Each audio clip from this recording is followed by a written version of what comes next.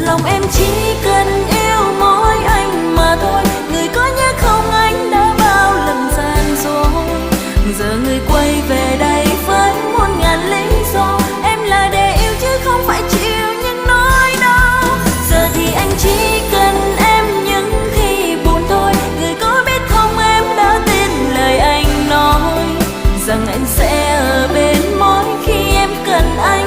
Người đàn ông của em giờ đang rất yêu người khác.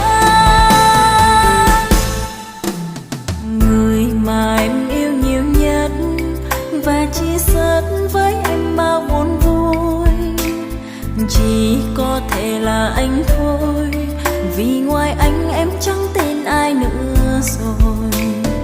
Vậy mà hôm nay người ngỡ đành lòng nói yêu thương em là sai, vì lòng anh đã có ai, làm sao em có thể giữ anh lại.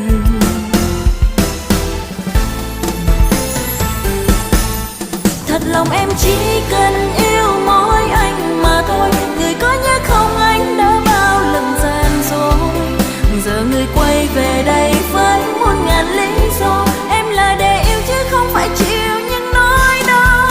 Giờ thì anh chỉ cần em những khi buồn thôi. Người có biết không, em đã tin lời anh nói rằng anh sẽ ở bên mỗi khi em cần anh.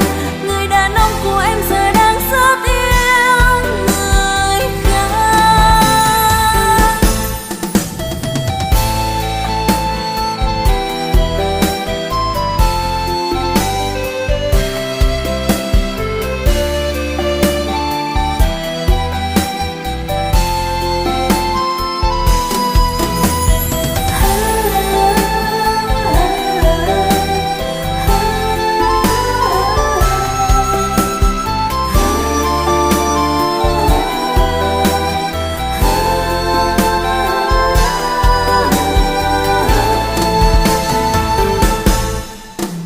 Người mà em yêu nhiều nhất và chia sớt với em bao buồn vui chỉ có thể là anh thôi, vì ngoài anh em chẳng tin ai nữa rồi.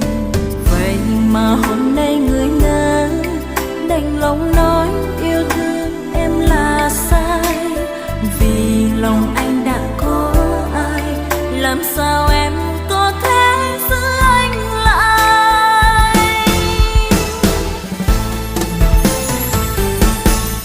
Thật lòng em chỉ